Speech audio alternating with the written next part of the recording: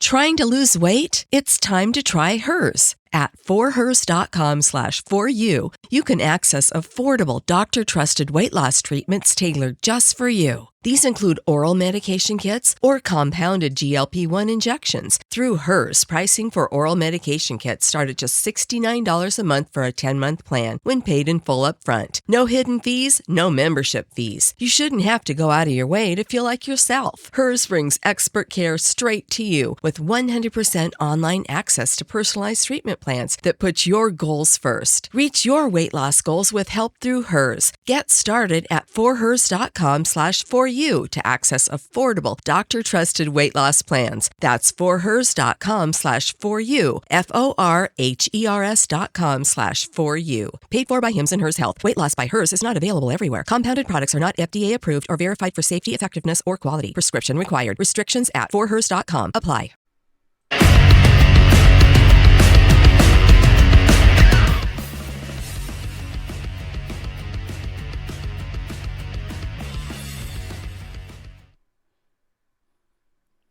Well, hello, this is Brian Massie filling in for Joe Miller at the Ohio Political News Podcast. We appreciate everyone joining us, and I'm so thankful to Commissioner John Plecnik to join me and help me through this whole process. And we also, as always, have Kent Kowalski. He's not on, he's in the back room controlling everything. So, Ken, thank you so much for making this whole event happen for us. We're going to talk about property taxes. Then we'll move it over to Kent, and he's going to show us some excerpts of the event held today on behalf of in memory of Charlie Kirk. So I'd like to start and let everybody know that Commissioner Plecnik has been really instrumental in helping us get the message out. Commissioner Plecnik, have you had any feedback from any of constituents about the movement so far? Thank you, Mr. Massey. The only feedback I get is change can't happen fast enough. The reality is we're looking at another massive increase at the next revaluation in property taxes and property tax values, and folks can't even afford the last increase. So I think there's kind of a desperation for change to happen sooner rather than later. And I know that we're collectively racing to collect signatures, but the feedback I get is reform can't happen, abolishment can't happen fast enough. Yeah, I'm also getting that when I'm out speaking to people in the field. We were in Columbus this yesterday, and we met a lot of patriots in Columbus. It was a Columbus rally. We had a large semi truck adorned with the Abolish property tax, and it was put together by Sue Marzini from Columbus area. And Sue's doing a great job of organizing and collecting signatures. I've lost count of how many thousands of signatures she has collected. So a big shout out to Sue and all the patriots there in Columbus, Licking County, and that area of Ohio. But I'm seeing that throughout the state as I go and talk to people throughout the state, whether it's down in Marietta or Greene County or up in Lorain, we're in Ashtabula. And oh, we should mention, John, that Commissioner Plecnik and I are going to be in Mahoning County. I think it's October 14th. We'll be talking to the patriots in the Mahoning County Republican Party. So, John, I appreciate you stepping up and getting the message out to the people. Well, I'm here to help because there's got to be relief for our friends and neighbors. This has gone on way too long. And unfortunately, those of us who are waiting for Columbus to do something have waited too long. There doesn't appear to be a genuine interest in changing anything, at least unless their feet are put to the fire. Without this property tax movement, I don't think there'd be a single bill proposed or a single debate had. I think the only reason we're seeing politicians in Columbus talking about this issue is they feel fear that all the property taxes are going away soon. Yeah, I've been told by several different sources that unfortunately Senate President Rob McCauley and the House Speaker Matt Huffman basically saying no matter what the new committee, Governor's Committee on Property Taxes, no matter what they come up with, nothing's going to happen. And the people are just going to have to accept what the legislators give them. And quite frankly, that's not good enough. And if that comes to pass, it will further help our movement to collect all of the signatures. So I was hoping to speak to Senate President McCauley and or Matt Huffman, but uh, to date we've been rebuffed and they haven't decided to speak to us. So that's really unfortunate that the leaders aren't willing to talk to the average citizens. I'm quite disappointed. But are you really just an average citizen, Mr. Massey? I heard Mr. Huffman say, I saw some interviews where he said that apparently there's big national money Oh, big behind this national cause. money. Big national money. Wow. Well, I wonder where that check is. 'Cause, we're just average citizens throughout the state of Ohio that, everyone is, paying for their own expenses. We're not paying for anyone to collect signatures. I'll tell you the story that we tried to get a quote from a company that does that for a living, and they quoted us $1 million to collect 413,000 signatures. And I was told that really was a pretty low estimate. It's usually $3 to $5 million. So when we talk about a grassroots initiative, this is truly a grassroots initiative, Commissioner.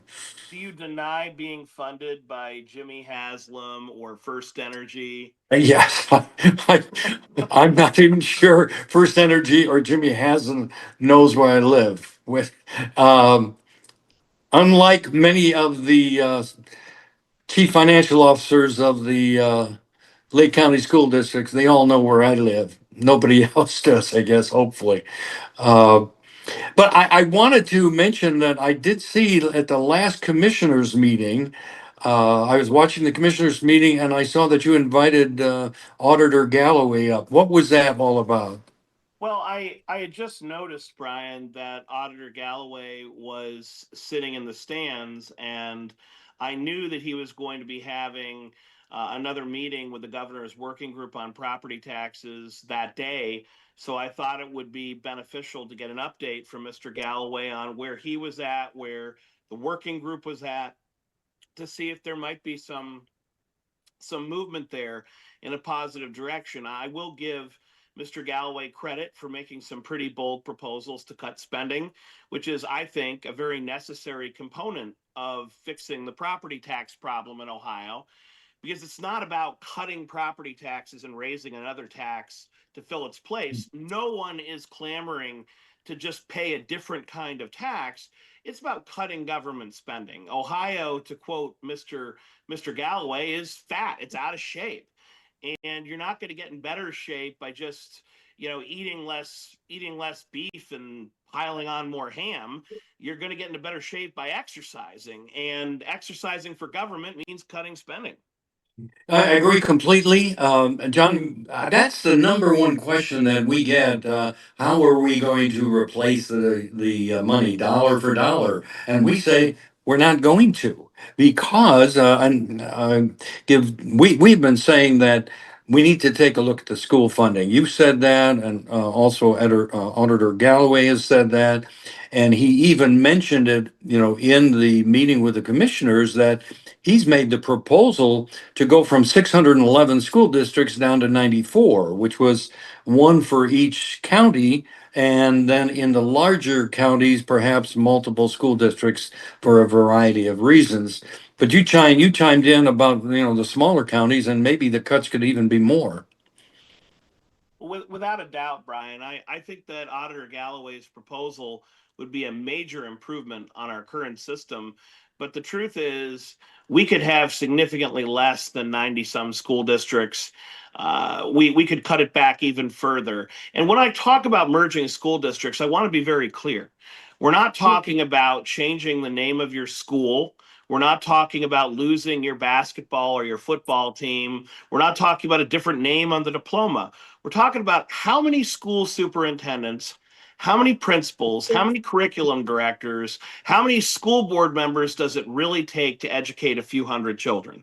The answer is not 9 different school boards, 9 different superintendents, 9 different curriculum directors for the smallest geographic county in the state of Ohio, for Lake County. We don't need 9 of those. To talk about duplication implies there are only 2. We're multiplying these things by 9, and you're seeing school districts where people don't even bother to run for school board. We have so many different school boards that we can't even fill the slots for them.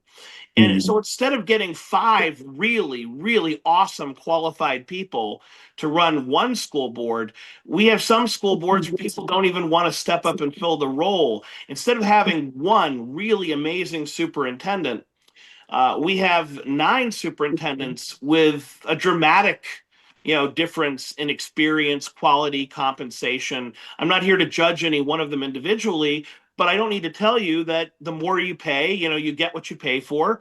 Why are we paying for 9 different people when we could pay top of the mark for one incredible person? None of it makes sense. And this is not how anyone would run a business. Yeah. Now the other question, it's really a statement. Why I asked people why won't they sign the petition? They said, "Well, Brian, you've got to pass the school levies. You've got to do it for the children." I keep hearing that over and over again. And I ask, "Well, do you know about the proficiency scores for Ohio schools?" And it just so happens the new school report card came out for 2024, and when I looked at the overall results, for the Ohio schools, fourth grade reading and middle school math, it's only like a third of the kids are proficient. So why would we keep spending the money that we're getting with these poor results? It makes no sense to me. Brian, it looks like once you spend about $1,000 a kid, more money does not increase performance. I mean, once you give the child a spiral bound notebook, a pencil, and a teacher, you can add on another 5, 10, 20, even $50,000, and it doesn't correlate with higher performance. It just doesn't. So you can love children more than your life itself and still reach the conclusion that dumping more money on this problem is not going to help it. And empirically, it's true. More money does not mean better performance. Yeah, and for those state representatives that will talk to us, and that's a limited view, but they're saying that the pressure comes from the unions, and you could never give the schools enough money. I did an analysis of from 2020 to 2025, and what I saw was a drop of 15% in the enrollment of children in Ohio schools, but an extra $1 billion in funding. So that doesn't correlate as far as I'm concerned. It Even makes with it makes no sense to have your customer base dropping and your expenses going up. I don't care what sort of business, what sort of government agency you run. If demand is down and costs are up, you're going out of business. And if we really care about our children, and if you really care about public schools, you need to correct that or they won't be here tomorrow. That's something we have to accept. It's not as though these things are guaranteed. If you let a broken car run on no oil for day after day after day, eventually the engine explodes. So those who are truly compassionate and truly care about our children's future say we need emergency surgery now. Agreed. I was also thinking about you had mentioned, and I've heard you say this several times. Who is really responsible for the funding of the schools? And I mentioned about the Ohio Constitution. So could you tell the people what's the Ohio Constitution saying to the legislators? What's the responsibility of the state legislators for funding schools? Ryan, I want to start with the proposition that the Ohio Constitution is underneath the US laws, the highest law in Ohio. And it creates the state legislature. It creates the Ohio Supreme Court. It creates all the government you see in front of you. And so any arm of Ohio government is subject to, as in underneath the Ohio Constitution. I need to start there. And Article 6, Section 2 of the Ohio Constitution, our highest law of the land, says that the state legislature shall fund the common schools, which was the turn of phrase used to define public schools back in the day. So it's not a matter of opinion. It's not a matter of fair debate who is legally responsible to fund public schools. It is not local property taxes. It's not local school districts. It's not cities, villages, counties, or townships. There is unequivocally the full responsibility for funding public schools on the state legislature. And you furthermore look to the tax system that we have in Ohio, where the state legislature, aside from federal money, is funded by state sales and income taxes. And both the state sales tax in 1934 and the state income tax later were passed to support local government and schools, with the state recognizing that it is their job to fund schools. Unfortunately, year after year goes by, and the VIC that our friends in Columbus kept for themselves kept going up and up and up and up until finally these taxes, the state sales tax, the state income tax that were supposed to fund our public schools, are now staying in Columbus and being spent how they see fit. So when you hear a state legislature say we don't have the money, you shouldn't have any money. You shouldn't have a penny sticking in Columbus until you funded your constitutional responsibility of public schools. And you specifically passed the sales tax and the income tax to do this. So to cry poor when you have these two massive tax systems at your disposal makes no sense. Now, I'm not here to say they should raise the income tax or raise the sales tax. Far from it. I think current rates give them more than enough resources to fund the public schools, of course, with responsible efficiencies like combining these minute school districts, keeping their local pride, keeping their sports teams, but getting rid of these overlapping layers of bureaucracy that honestly restrict teachers' academic freedom, hurt students in their ability to learn from the best and get the most relevant coursework to their interests. Let's give students the option to go to any school they want in Ohio. Why are we holding them back? I would agree with that. I've been a big believer for quite some time. I think the public schools should compete for the children, and not just because you live in, quote, a school district, you have to go to that school. If that school does not have the family values that the family believes in, I think that child should be able to go anywhere. And Brian, I want to share a tragic story with you because I think it really highlights how people who say they care about the children are crying crocodile tears. They really don't. I remember as a Willoughby Hills councilman, we were vetting an employee for the city. And while it was the mayor's responsibility to hire, it was run by us. Hey, we found out that the applicant is guilty of a crime and we don't want to go through any controversy. If anyone objects, we don't really want to hire this person. And of course, the council wanted to know, what is the crime? You know, what is this person accused of? And as it turns out, this mother had misrepresented that she lived in the Willoughby East Lake Public School District because her child was stuck in a terrible school system, and she risked her life and her freedom to get her kid into a decent school system, to give them a chance. Now, I'm not here to tell you Willoughby East Lake is perfect, but compared to some of the school systems you see in the greater Cleveland area, it is remarkable.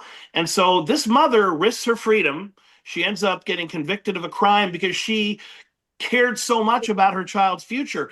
And so when I hear people say, I care about children, no, you don't. The system we have now that locks children into failing schools, and then you put their mom in jail because she loved them enough to risk her freedom to get them a real education, shame. Commissioner Plecnik, I should also say, if people don't know, they probably already know, but you are a tax law professor at Case Western Reserve. So you know what you're talking about when it comes to tax law, and Well, I Brian, just wanted to make sure to get that on the record. I appreciate your description. I would only note for the record that while I'm not in any way speaking for my university, I do teach at Cleveland State, not Caseford State. I beg your pardon. I knew that and I misspoke. Appreciate you correcting me. The Brian, other thing that I just heard Brian. the other day. Yes. Yeah, no. Here's one thing. I just want to share this video that you guys were speaking on earlier. Let me put this in. Here we go. It's a bad model, and if you were starting a state from scratch today, you sure as hell wouldn't build it that way. All right. So we have to be willing to focus on schools. We have to be willing to focus on state, local, county forms of government, redundancy, reduction. To your point, we all know in this room what is 70% of a budget of any municipal, school, or otherwise budget. It's labor. It's the direct cost of providing the services, be it education, snow plowing, policing, fire, you name it. And so if we're not willing to figure out those issues, we can't really reduce the cost of government, to your point, which is ultimately the only way you can lower people's taxes. I want to make sure I compliment Commissioner Plecnik and Auditor Galloway for showing true leadership in the area of property taxes. This is what we need, civil discourse from our elected officials, and not just, dance around the issue and say nothing can be done.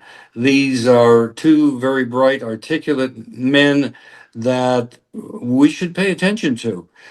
And I do appreciate that again, Commissioner Plecnik. I wanted to mention about uh, the state funding. Governor DeWine said on video that there are two main forms of funding for schools. One is the income tax, and the other are the property taxes. And I know that there is a desire from legislators to not only reduce, but to eliminate the income tax.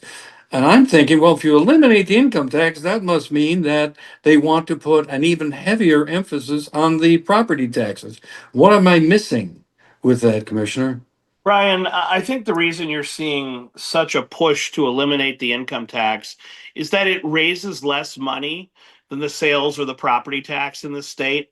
And so I hate to put it in such crude terms, but I think that it allows legislators to say, I eliminated an entire tax. It sounds good. It sounds sexy to say that I abolished the income tax. I killed it, 100% gone, even if that might not be the relief the taxpayers need the most, particularly given that the income tax really doesn't affect lower income taxpayers in a dramatic way, in the way that property taxes do. And I'm not here to suggest that we should ignore the impact of taxes on the wealthy, but we'd be naive if we didn't recognize that when you take a little bit from the poor and the middle class, it hurts a lot.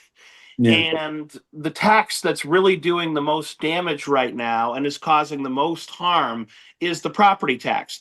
The problem is it's a much higher mountain to climb. And so I think our politicians in Columbus want to do the easy thing. It's not that it's rational. It's not that people are calling for it, but they want to abolish a tax.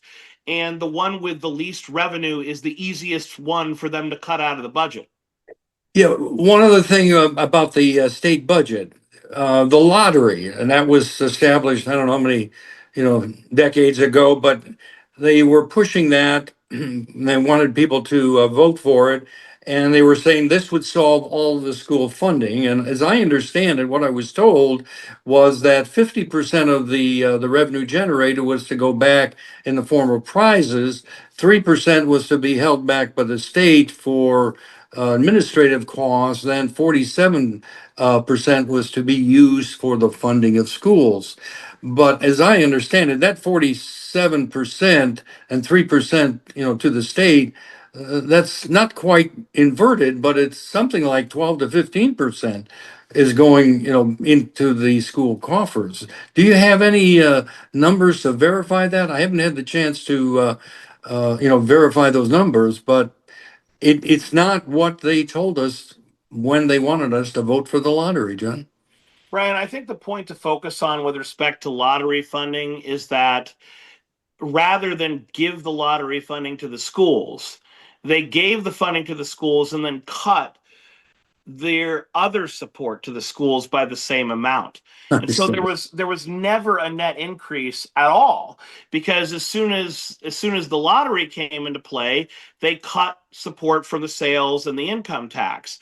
So this has been a shell game for a very long time, and the only person who's won is Columbus. I mean, Columbus just keeps keeping more and more and more of the money.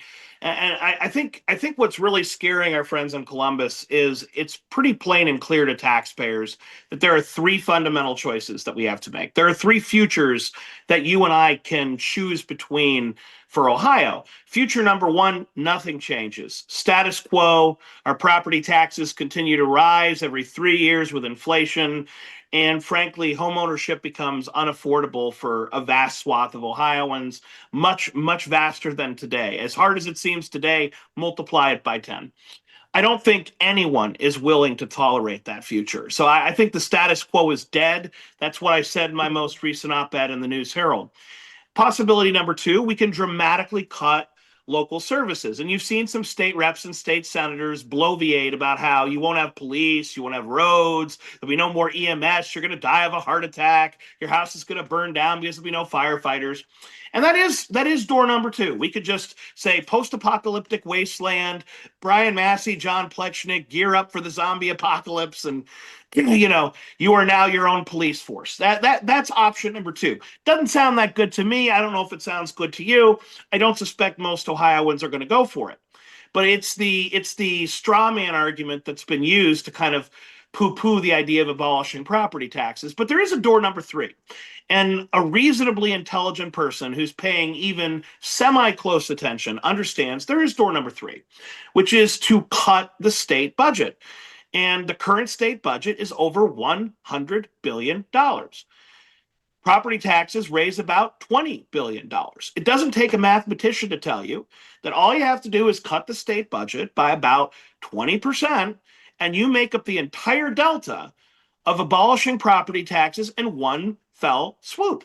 Now, if my first choice is ever increasing property taxes that tax me out of my home, my second choice is post-apocalyptic wasteland with no police, fire, or roads. And my third choice is my state reps and senators who work for me have to sit down at the table and decide what 20% of their budget they're going to cut. Door number three looks awfully good to me. Right. Well, what I've been saying to, I live in Concord Township, and the township officials have been saying, Brian, you're going to, this is going to kill everybody. The townships are, as you say, are not going to be able to provide all the services. And I said, well, that's ridiculous. We're not anarchists. We're going to pay for reasonable government services. Just send me a bill. Just don't tie it to my house. And I don't see where that's so revolutionary, because right now I get a bill for $2,100 for Concord Township. And that comes in my property tax statement. I'm saying I want to know how much I am paying for police, how much I'm paying for fire, roads and bridges, other services that I'm being billed for. Now, because I believe that transparency is one of the keys to good governance, because I want to make sure that our officials, elected officials, and the hired administrators are doing their best job of being good stewards of the taxpayers' money. And because I will say, if I'm paying $1,000 for fire department and the next township over is only paying $100, I'm saying, well, I'm going to ask questions why. And why should I pay higher or lower than my neighbor across the street, because my house may be worth more, valued more by the auditor's office? That doesn't seem fair if if you want to do it on square footage for fire, okay, I guess I can understand that, but why would I be paying a different amount for police or roads and bridges? So I think Auditor Galloway mentioned that one of the costs that they see other states is that for roads and bridges, they charge you a higher fee when you register your car. Well, my concern is what you just said with the lottery and everything else. The state gets the money, but it's not really used for roads and bridges. They start splitting it off and into their favorite whatever lobbyist is pressing them for money. That's what happens. So I find it. I want more transparency out of local government. I want to know what we're paying, and that does not seem unreasonable to me. So, Brian, I think there are two important points to respond to in what you shared with us. First and foremost, number one, local governments don't want to share that transparency because you're going to see dramatically different costs and service provision. Not surprisingly, some cities, villages, and townships are doing an outstanding job and giving good service at a good price. And some are going to be proven to do an intolerably bad job. And the natural reaction of citizens who see that they're being overcharged is going to be to demand explanations and to ask for their township or their city to fold into a more efficient one. They're not going to just say, okay, I'll keep paying twice as much as my neighbor. They're going to say, why don't we just merge into Concord if they're better managed than Painesville Township or vice versa? And I'm speaking totally hypothetically. I'm not pointing to one township versus another. I'm just saying that if they gave you what you're asking for, then you'd be able to directly compare the efficiency and effectiveness of your township versus my city. And if my city's doing a better job, God forbid, you might want to move here. You might want your township to dissolve and merge into my city. You're going to start asking for some tough solutions. At a minimum, you're going to say, stop spending so much money. You need to be as efficient as the neighboring municipality. And nobody likes being harshly graded like that. That's point number one. But point number two, we have to understand that the best way to provide for this property tax relief is not to create a new quid pro quo tax for townships. It is to recognize that we are already paying enough money in state tax. I mean, the state sales tax is the vast majority of the sales tax rate we pay. The state income tax is still, for most of us, the majority of the income tax we pay. The state is taking the lion's share of the money. They are legally responsible to pay for the schools, which represent more than half of the property taxes we pay. And yet our state reps and senators are sitting on their derriere saying, local government's going to have to find a way to be more efficient. To which I respond, absolutely. That's my job. I'm doing the best I can. You know what your job is? To fund the public schools and to cut property taxes, because you're the one with all the money. I mean, we can improve on the margins at the local level, and I believe we do in Lake County. That may not be true everywhere, but I believe we do here. The problem is improvement on the margins is not enough to fix this problem. This requires a sea change, Brian. And unless if the state legislature acts now, it's time to just kick property taxes to the curb and force them to start over. Yeah, one other thing that Auditor Galloway mentioned, and I think was a great statistic. I think he said there are 3,600 taxing authorities throughout the state of Ohio, and we're probably number two, in the nation with that many taxing authorities. So I say to myself, how did we get to that point? And I see what happens in Lake County, and as commissioner, I've mentioned this to the commissioners when I've done public records requests for many of the taxing authorities. I have found them to be accumulating millions upon millions of dollars. And I keep saying that we can't keep sucking the lifeblood out of the community. That money has got to be in the hands of the taxpayers. And Commissioner, when I found that, over 5 years ago, when I found that there was $5.3 million of overpaid property taxes that the county had held for 30 years, and I said, well, my goodness, Why isn't anybody, worried about the taxpayer? Now, Treasurer Zern, I think, got a little over $1 million back, but then Prosecutor Colson said, "Well, let's put the 3.9 million back into the general fund." So that's not fair, as far as I'm concerned, Commissioner. It's just not fair to the taxpayers. And I know that wasn't your issue. It's been going on for 30 years, but I found it just through a very easy observation of the funds. It Well, wasn't a Brian, complex algorithm. I want to take a moment to talk about this because it shows how ordinary citizens can make a real difference. I remember when I was first appointed commissioner, you had shared with me your discovery of the unclaimed funds in Lake County. And I immediately went to Treasurer Zern because he's a close friend of mine. And I said, hey, this is something past treasurers have not done. You need to get on it. And I remember him coming to the commissioners meeting and saying, Commissioner Plecnik, thank you. You notified me of this. Because of you, we're starting to return. I said, no, no, no, no, no. I said, because Brian Massie told me to tell you. And I'm grateful that you were the whistleblower who pointed out that there needed to be action there. And while you're right, it wasn't the perfect end result, which would have been returning all the money. Unfortunately, that was impossible because a lot of the people were dead and gone. I mean, I think some of the debts went back 40, 50 years. So, unfortunately, you let half a century pass. Not everybody is still going to be alive to collect. But I think that's by design, Brian. I think that government wants to keep our money when they can. And thankfully, you were able to blow the whistle on that. I was glad to pass along your concern. And we were very lucky to have a treasurer who actually cared enough to give it a college try and return over $1 million to the taxpayers.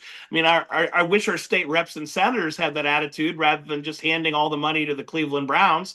I mean, Yeah, that's basically what it was it not? The 600 million to the Cleveland Browns was overpayment from the taxpayers. Am I correct on that, Commissioner? you are correct, and they tried to use it as a gimmick to say, "Well, we're not using tax dollars." It's like it's even worse.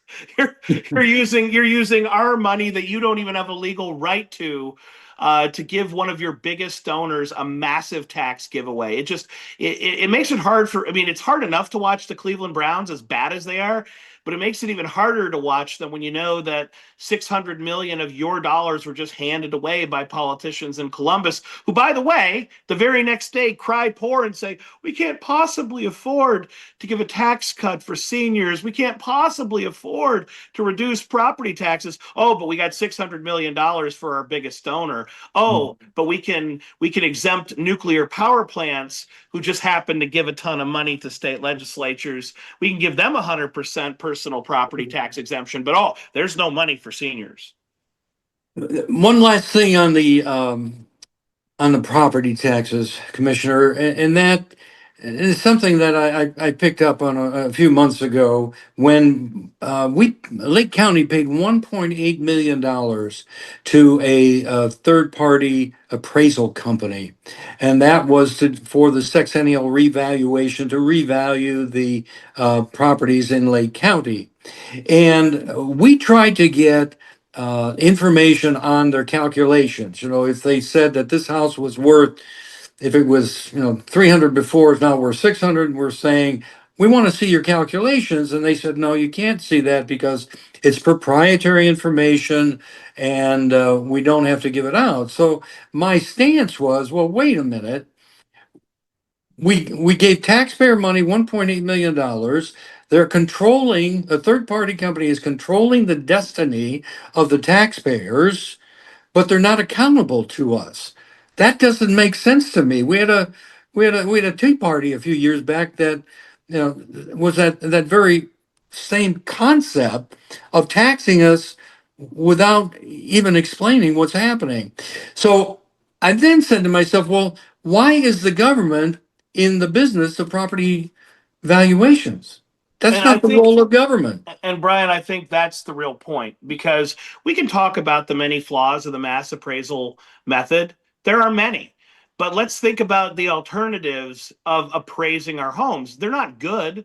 I mean, you want to have a really good appraisal, you want to have a government agent come to every single person's house, go through every room, stick their nose in your business, take pictures of everything to prove whether or not it's truly 30 square feet in the side room. That is incredibly expensive, and you're the one paying for it as the taxpayer. And B, it's incredibly intrusive. Now the government knows every little nook and cranny of your house. They know where your gun safe is. They know where you lay your head at night.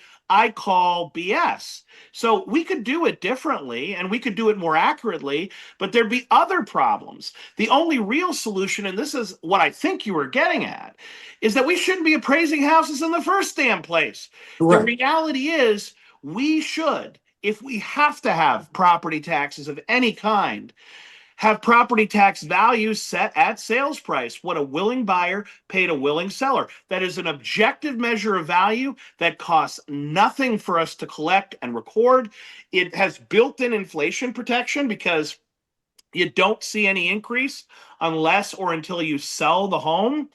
So I'm not here to talk in favor of property taxes, but if you have to have it, you shouldn't have a ridiculous appraisal system paid for by the taxpayer for the sole purpose of raising your taxes. You should just set the property tax value at sales price, period. And not only is that better and fairer, not only does that prevent inflationary gains, it actually saves the government money because we don't have to hire for $1.8 million this company. We don't have to hire employees at every county auditor's office, at the Ohio Department of Taxation, who do nothing but revalue our property every 3 years. We can save a legitimate amount of money by just axing all these do-nothing jobs. Yes, and I think without the again, I don't think that's the role of government. I don't think the role of government at all is should be involved in the property valuations. They should be out of that business completely. But I've been told by elected officials, I won't name names, but they're saying, "Well, Brian, if you don't have a property tax, you won't need." County auditors or county treasurers, and you mentioned about the tremendous cutback in personnel at the state level. And I said, well, that goes exactly where we want to go as far as reducing the size of government. The other thing that I'm seeing is that with 3,600 taxing authorities, and let's take it down to Lake County, I just saw the Adams Board. They sent out their a financial report for 2024. And what dawned on me, Commissioner, was that they do a good job in trying to help people, and I believe that we should help people, whether they're drug addiction or mental health or whatever the issue is. But rather than building up staff to help the people as we get more and more that need help, I think the board of the Adams Board or any of the boards should be looking at how do we solve the initial problem? How did people get into these mental health situations or drug addiction or alcohol addiction? Their job should be how do we address the basic problem of why these people are getting so that they can actually really get themselves out of the business. But what we're doing is we're just growing and growing and growing because as the problems in society continue to grow, and I appreciate that, but we're not really addressing the basic problem, what's happening in society, and I see that as a basic problem. And the same thing with the the crime lab. When I now know they've got $10 million, the last time I looked at them, they only had $7 million. That tells me they're taking too much money out of the pockets of the taxpayers, and I do remember, Prosecutor Colson tell me a few years ago saying, "Well, when answering the question, why did you want, so many millage?" He said, "Well, I didn't want to have to go back to the taxpayers for 15 years." That's a negative. That's not a Well, positive. Brian, let's talk about a couple things. Number one, why does Lake County have a crime lab? Because the state crime labs take so long to turn around evidence. It risks criminals on the loose. It risks unsolved cases never being solved. It is a shame that our state facilities are so poorly operated and funded that counties that can afford, like Lake, to have their own crime lab opt to do so. Once again, another responsibility of the state that's effectively offloaded on local government and property taxes. They don't want to spend the money to do it right, so we're stuck picking up the difference. It's just another story of John Kasich cutting the local government fund and expecting everyone else to pick up the difference locally through property taxes. Why are there so many taxing authorities? Well, you'd have to ask the people who created them. That's not your city council. It's not your county commissioners. It's your state legislature. They're the ones who create the Adams board. They're the ones who create the Deepwood board. And these are, as you point out, these are important societal functions. But why are we creating independent taxing authorities rather than simply funding them, I don't know, out of the state sales and income tax we already collect? It is a shell game where you keep offloading more and more state responsibility onto local property taxpayers. And I think a lot of folks believe this was just going to go on forever, and they were going to just keep offloading more and more state responsibility onto property taxes. Well, guess what, folks? They finally hit the wall. My statement to when I'm speaking to groups throughout the state of Ohio, I end up by saying, if you continue to vote for any property tax levies, you're funding your own demise. And we really think that any tax causing a citizen to become homeless is truly immoral. It really is. And I'm sorry that it got to this point, because if the state legislators had talked to us and they had demonstrated to the people in the state of Ohio that they were concerned about the average citizen and that senior. Our initial program, John, was to we wanted, and I think we talked about this.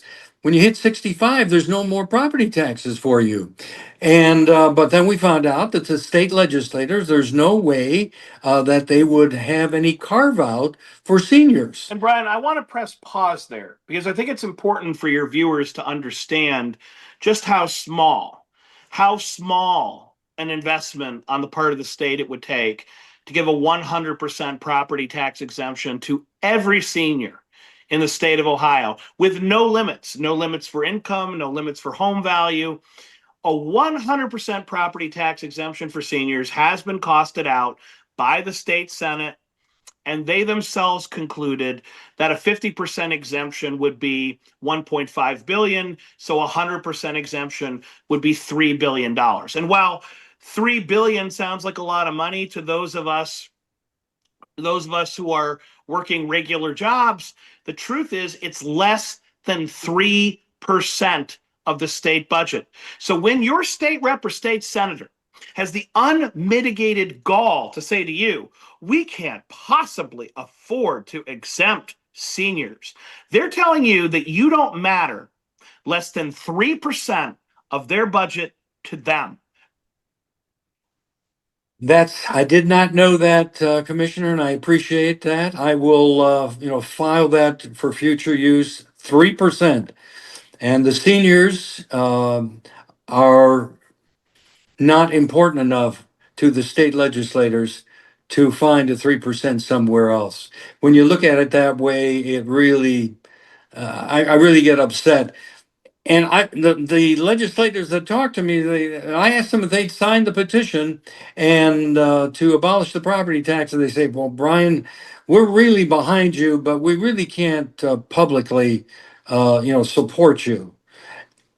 And I'm saying to them, "You're going to be judged by your fruits.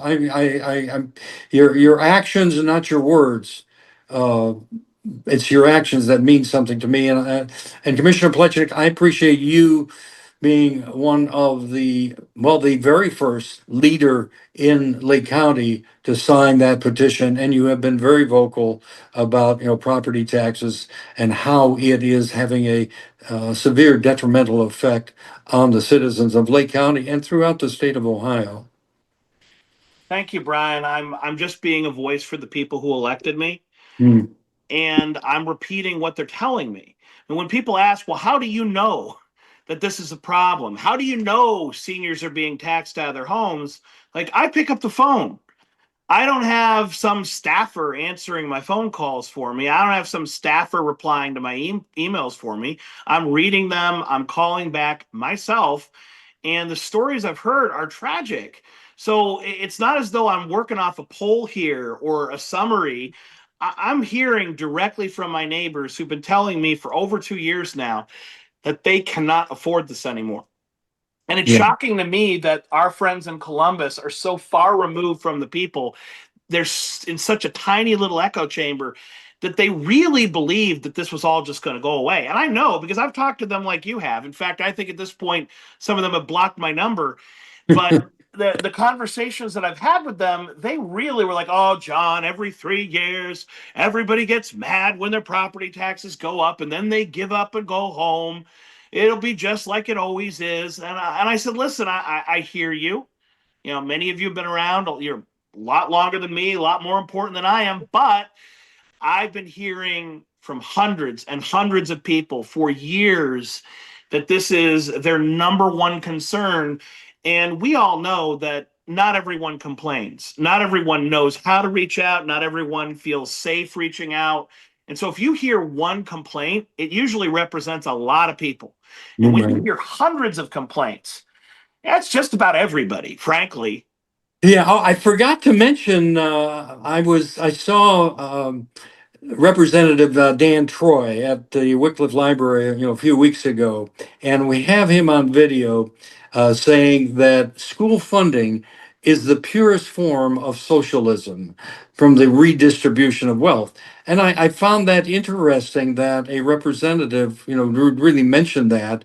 But when I tie that statement into the statement that Ron Young said a few years back on his last day as commissioner, that the two most important issues for the government is to protect itself and grow. So when you have those two statements in my mind, I'm saying we're on the wrong path. We're supposed to be a constitutional republic. We're not supposed. Everyone is supposed to have the chance to move. We're not supposed to just have the elites and all the serfs. There's got to be this middle class. But unfortunately, I see what I think is happening is we're following in the path of Europe and the European Union. And I just found out in France, when if you can't work any more than 30 to 35 hours because you got to give the other person a chance to. So if you're being limited in that way, that's true socialism, and you're going to absolutely destroy the middle class in the United States. So I'll get off the property tax and we'll turn it over to Kent, but I'll give you the last word, Commissioner Plecnik, on the property taxes. Brian, I would just say to our friends and neighbors, whether you support abolishing property taxes or not, whether you support abolishing property taxes or you just want to see some lowering, some tax relief, you need to sign the petition, because the only reason we're seeing movement in Columbus and the only reason there's serious consideration of cutting property taxes down there is because they have the sword of Damocles hanging over their head. The very real possibility that all the taxes will be taken away in 2026 with the constitutional amendment. So for those of you who just want to see a property tax cut, the only way you're going to get it is if you sign that petition, so that our friends in Columbus know that they have to make their last best offer before this thing hits the ballot. In other words, Brian, everyone needs to sign this petition. 100%. Well, based on that, I can give you a heads up, and this is also for the legislators in Columbus, that we have heard from Mike Sweeney, who is head of the Ohio Libertarian Party, and he is 100% behind our movement, and they are going to help us collect signatures. So we appreciate the help. This is not a Democrat, Republican, Libertarian, Independent. This is a people vote, and it's a movement that if we can get it on the ballot, 80% of the people are going to vote to abolish it, and this may lead to a national movement on property taxes. So, Kent, Yeah. we're finished with property taxes. You No. had something for us on. Yeah, no, we're gonna really quick just go over and make sure to support us on Rumble, on YouTube. Make sure to subscribe, but then also share this. Sharing is caring always. Go to actually ohiopoliticalnews.com/shop and you can get actually the shirt that I'll show that off right now. We'll play a little bit. So I am saying too. Just the he has the shirt. Brian has the shirt on. We'll show it on the website. But there's the Senate shirt President Macaulay. Oh, geez. So there's the shirt, and we'll put it up on the screen right now. If you want to call out the Senate President, you need this shirt. Well, and so if you want to go to ohiopoliticalnews/shop, you can order the shirts. We're gonna also get mugs also for that. I know I saw Brian drinking his. Yes, I got the mug. He got the mug. Yep. Yeah. So, but also make sure to just again go to we're on. Really, Facebook is also another really powerful place right now. Join us on Facebook, like us on Facebook, like us on X, or follow. And again, we're gonna be sharing this on all the different platforms, especially Substack too, where you're live streaming on Substack, and that's another location that you can find us. But I'm gonna turn this over to the how about here's another question. How about yard signs? Is that in the plans? We will Sandy has a question about yard signs. We should that's a great idea to put that into as another item that we can put into the shop. That's a great idea. Sandy, and by the way, I would love to see people start to put out giant no property tax signs like we saw with the Trump signs on the side of barns. I think we need to start inspiring people to speak out in some other ways so that their neighbors can see they're not alone and they're supported.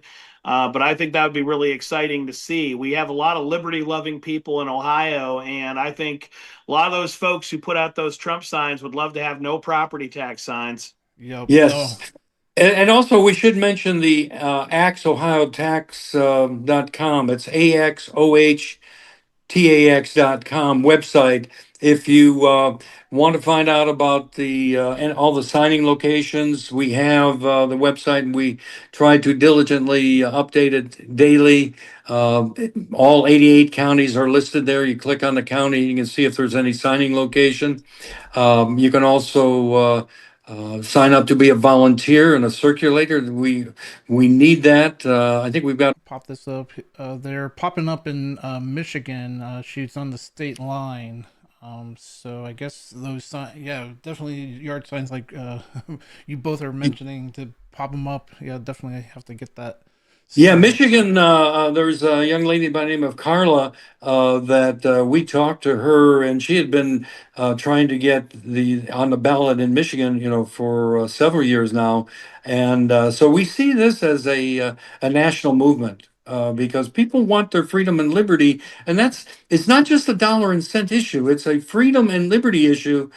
We want to make sure that future generations have the same home ownership possibility that we had. Our generations lived a great life on the backs of those that fought in World War II. And it is our role and our duty to make sure that future generations have that same right. Without home ownership, what are we? We're just serfs to the government. Yeah. And unfortunately, that's what many of these elites and globalists really want. So we're fighting back not only to save the homes for our current seniors, but for freedom and liberty for future generations. Yep. And I know Ron DeSantis is another he's very advocate of property taxes, no property Yeah, taxes. we were hoping Vivek Ramaswamy would. Yeah. We've reached out to his committee, and we were hoping to speak to him, but to date, they've sort of ignored us right now, and we can't afford to go to their fundraisers. They're a little too rich for our blood. So maybe someday they'll throw us a bone and talk to us so that we can really. Do we get behind Vivek Ramaswamy? If he's not saying abolish property taxes, our group is saying no, we're not going to support him. Yeah. It's that clear. Right. Well, I just want to change directions with the show. Everybody today knows that the remembrance of Charlie Kirk was going on throughout the day. I have a couple clips. If you guys want to, talk about it after you watch, I have JD Vance, the VP, first, and then the president, and then I really want to just show Erica Kirk. I would highly recommend replaying her speech at Turning Point and today in the stadium. Very powerful. I just have a little part of it, but I highly recommend. But JD's talking about God a lot in the last 12 days, and he mentions this in this clip. Here we go. Brought millions of people into advocacy. He asked of us, not just that we talk about saving our country, but that we actually go and do it, and we do it together.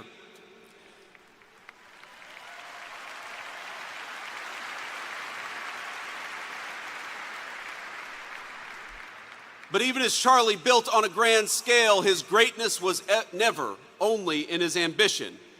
It was measured in the everyday moments as well, in the way that he treated ordinary people each and every single day. You learn a lot about someone by how they treat others when the cameras aren't on. Charlie treated staffers as well as he treated the President of the United States. When I was just a guy polling at nothing in my Senate race back in 2021, Charlie helped me. Not because I was a future vice president, but because I was a dear friend. I saw just a couple of months ago when a White House staffer struggled with the weight of his job and the responsibilities of new fatherhood. Charlie stopped what he was doing in the hallways of the West Wing and said a prayer for that staffer. Because Charlie believed that we were all children of God, he treated everyone with grace. And that is perhaps the enduring legacy of Charlie Kirk. I was telling somebody backstage that I always felt a little uncomfortable talking about my faith in public as much as I loved the Lord and as much as it was an important part of my life. I have talked more about Jesus Christ in the past 2 weeks than I have my entire time in public life.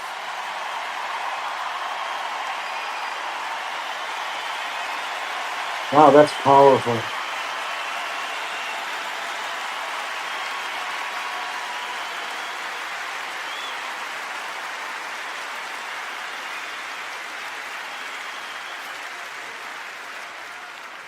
And that is an undeniable legacy of the great Charlie Kirk. He loved God. And because he loved God, he wanted to understand God's creation and the men and women made in his image. Now, much has been said over the last week about Charlie's ability to approach any topic, any person in good faith, an achievement that was. So, wow. Yeah. A great speaker. Thoughts? Yeah. Any thoughts? A great speaker. Yeah. Yeah, Well, he's the next president. Would you say, Commissioner, he's got a leg up on that? If President Trump endorses him, he will be. And I think that he is the front runner for that to happen. I will say, though, I certainly identify with what JD Vance is saying. I think we as Christians are often nervous about discussing our faith in public life because you don't want to be a Bible thumper who uses religion to advance an argument, to win a campaign, and you're self-conscious about that. And so you almost self-censor because you're like, oh, I don't want people to see me as someone who's just thumping the Bible to get a vote. So I'd rather not talk about God at all. And I think as a consequence, we've given up a very important part of ourselves, and we fail to explain why we fight so hard to do the right thing. I think that many of us feel exactly as J.D. Vance does, where you want to say, I believe this is right. This is what God is calling me to do, but you're afraid to say it. And I think Charlie Kirk gave us more courage than before to say, you know what? I might have to pray about it. I need to make sure I choose my words with caution to make sure that I'm doing God's will and not my own. But I can't take God out of the equation because God is the reason I'm here. 100%, Commissioner. What we say as we're traveling throughout the state of Ohio talking to the patriots, we say that love thy neighbor is a commandment, it's not a suggestion. So we are very, very serious about that. We're not doing this for any reason, not running for office, not trying to make money. It is following the commandment to love thy neighbor. We are very, very serious about that. Okay, yeah, no, I just think it's I mean, the whole day was amazing, and watching these speeches were just very powerful. Um, the president has something to say about Charlie, and I just think everything that President Trump has done, he has to thank Charlie Kirk immensely for where he is right now, because if it wasn't for Charlie, I really don't think he was going to get the votes. But I mean, to see what Charlie Kirk did, it's unbelievable. And so let's listen to President Trump speaking about Charlie Kirk. The brightest lights of our times, a giant of his generation, and above all, a devoted husband, father, son, Christian, and patriot. Charles James Kirk was heinously murdered by a radicalized, cold-blooded monster for speaking the truth that was in his heart. He was violently killed because he spoke for freedom and justice, for God and country, for reason and for common sense. He was assassinated because he lived bravely, he led boldly, and he argued brilliantly without apology. He did what was right for our nation. And so on that terrible day, September 10th, 2025, our greatest evangelist for American liberty became immortal. He's a martyr now for American freedom. I know I speak for everyone here today when I say that none of us will ever forget Charlie Kirk, and neither now will history.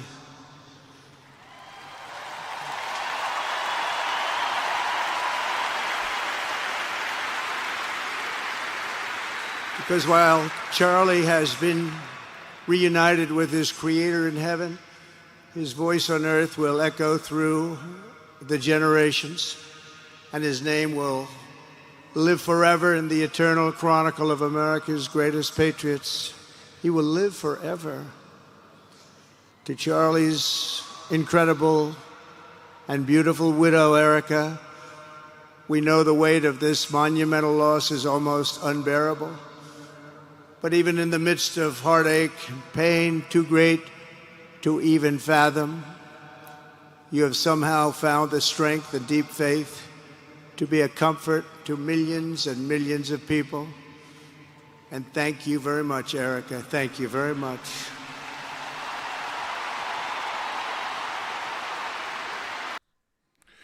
So, any thoughts on Yeah. President Trump? Yeah, go ahead.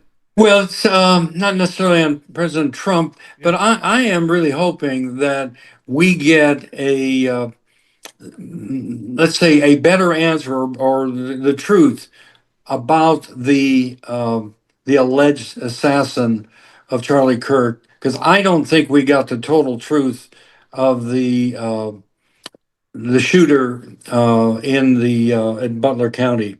I'm still not convinced that all of the truth is laid out there, and I hope that changes with Cash Patel and Dan Bongino. I think the people deserve the truth to know what actually happened. Okay. John, do you have any thoughts? So I know that many of you know, a few of you were able to join us for our vigil for Charlie Kirk in Lake County, Ohio. We were very blessed to host it at Painesville Assembly of God in Concord Township. And it really grew out of calls and calls coming to me saying, "Where's the vigil?" And I kept saying there isn't one. I kept saying maybe in another place or another time, but I finally realized that I was hearing God in the words of my neighbors saying, "You need to do something. You know, you need to reach out to your friends in the faith community and see if there's a way that we can give people a space to grieve and to remember Charlie, because so many people felt like they knew him, even those who never had the opportunity to hear him speak or to meet him personally. He just had such a powerful impact on a generation that folks identify with him and feel a great sense of loss, even if they never were blessed to meet him in person. So, between Pastor James Porostowski and Pastor Aaron Taylor of Painesville Assembly of God, we were able to organize in less than a week a vigil for Charlie.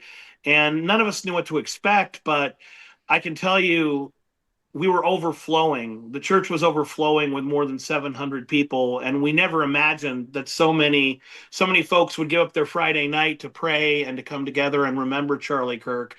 But it speaks to the incredible impact that he had nationwide.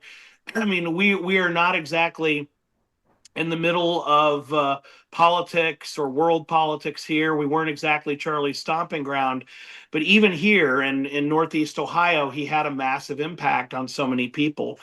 And what I shared, similar to President Trump, was that Charlie Kirk knew what he was doing. Just like John the Baptist, my namesake, was not naive. He knew that if he kept calling out King Herod, eventually he was going to take his head. And Jesus Christ, as both God and man, he knew that he was being called to give his life on the cross. He knew that he would ultimately give his life for his ministry, but he did it anyway. And Charlie Kirk had a pretty good idea of the risk he was taking. His now famous interview where he was asked, what happens when it's all over? What happens if you die? How would you like to be remembered? And he said, for courage, for my faith. That's the most important thing, my faith. That wasn't some hypothetical question. Like, what if randomly you end up getting hit by a bus? Charlie understood that going into the lion's den, that going into the fiery furnace, he was risking his life on a daily basis. And he did so with the faith that God would take care of him. Whether God would protect him on earth or God would take him to heaven, Charlie had faith in God, and he did a very dangerous job of going into enemy territory and debating all comers. And you have to just take a moment to realize how uncomfortable we are to even go to our family and friends and say, I think you should vote for this person, or I think you need to go to church this Sunday. Think about how uncomfortable that is to say to your brother or your sister, someone you've known your entire life, someone you have a relationship with, agree on most things with. Charlie was going into campuses and debate halls where he knew everyone was there to prove him wrong, where everyone disagreed with him, and he did it with a smile on his face, courteously and bravely, day after day. And ultimately, yeah, that cost him his life. But I think we need to remember the courage he had in the work he did for about 13 years of his campus tours, where he knew he was in the lion's den and he didn't blink. Yeah, I agree. Yeah, and Yeah, well said, Commissioner. Very well said. And so the final one, and this is for all men. You need to watch the whole speech of Erica Kirk. I just took out this part where it's probably the most powerful part of the speech: forgiveness. Forgive even someone that does you wrong. And this is just a very powerful part of the speech. So here's Erica Kirk. That young man,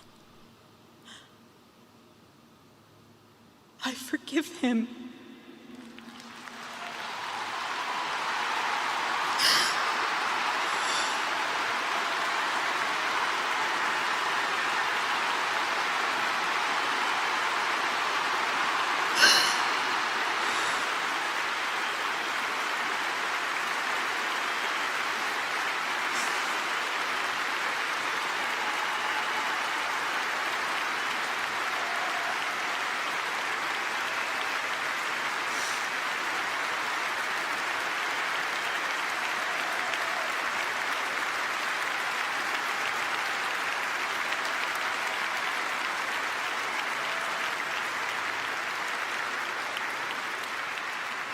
I forgive him because it was what Christ did and is what Charlie would do.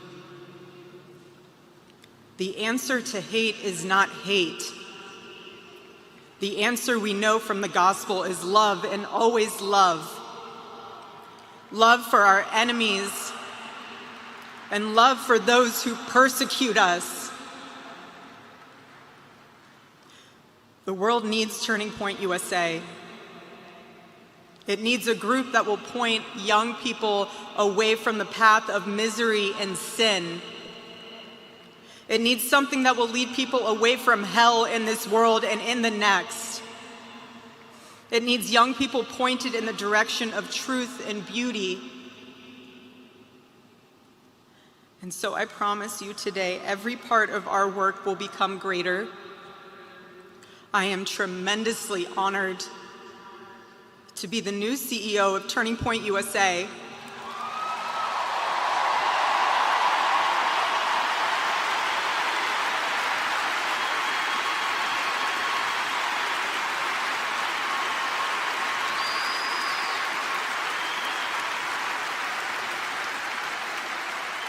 I do not take that lightly. Yeah, and I'm the lucky one that doesn't have a camera on me, so I'm wiping my eyes every time I watch it. I watched it first time. I've watched it multiple times after that. Every time. Any thoughts? I mean, if you're not touching your eyes after that, something for me personally, something's wrong with you. That's my opinion. Well, it's truly it's amazing to me that the phrase "turning point." Hopefully, this is the turning point for the USA, and that young lady is obviously going to be a great leader of the organization, and we look forward, as long as we're on this earth, to see what she can do to move the whole nation forward and to bring the younger generations into the fold, so that's where the new leaders or leaders to keep this great country going are going to come from. It's the turning point. Yep. John, you have any? Gosh, yeah. you know, I'm hearing the words of Councilwoman Nancy Marr ringing in my ears. Several years ago, she said to me, "John, the key is to pray for your enemies. Think of the person you're most angry with, you're most hurt by, and pray for them, and sincerely ask God to bless them." And I struggled with that. I still struggle with that, but I try. And I hear those words echoing in Erica Kirk's message. Yeah, I hear the words of Jesus Christ, "Father, forgive them, for they know not what they do." And it is very easy to simply quote scripture. It's very easy to say what is the right thing because Jesus taught it. We know, we can give the answer on a test, or a Sunday school exam, but to actually live it, to truly forgive, to truly pray for and even care about your enemy. And when I say enemy, I mean someone who killed your husband, someone who took away your family. That is a remarkably hard thing for a human being to do. And I know that Mrs. Kirk has got to be struggling with this right now, but I see her sincerely standing up to do it. And I know that there's a lot of people who want revenge on the young man who did this. There's a lot of people who want to see him executed in the worst possible way. And he certainly will face the justice system. There will be consequences for what he did. But wishing ill on him is not what Charlie Kirk would have wanted. It is certainly not what Jesus Christ wants. I hope that whatever sentence he may receive, I hope that young man finds God from this. I hope that he realizes what he did was wrong. I hope he repents of it. And I hope that he's given the opportunity to be saved himself. Because when I read the text back and forth, when I read the evidence that's already been collected by law enforcement, I hear the words of a very broken child.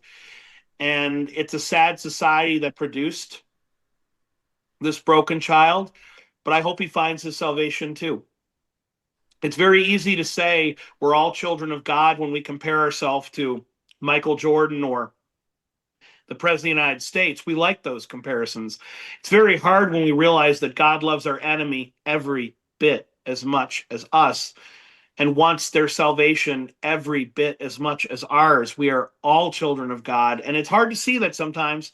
Sometimes all you can see is the evil deed. You can't get behind it to the person who's created in the image of God. But I see Mrs. Kirk struggling to do that, even in the moment of the greatest depths of her grief. And it's incredibly powerful to witness. I totally agree. Well, thanks guys for that. We will, is there anything else you guys want to? No, we appreciate it. Thank you very much, Kent, for pulling this off. Hopefully, we got some messages across to the viewers, and we just said, please support Ohio Political News. It costs money to do this, so if you can support us in any way, shape, or form, buying T-shirts, mugs, or just even a free will donation, we really would appreciate it. Yeah, it's on on our website. There's a donation button, and you can also send stars on Facebook or Rumble rants anytime we go live. We will get back next week with Joe Miller in the in the.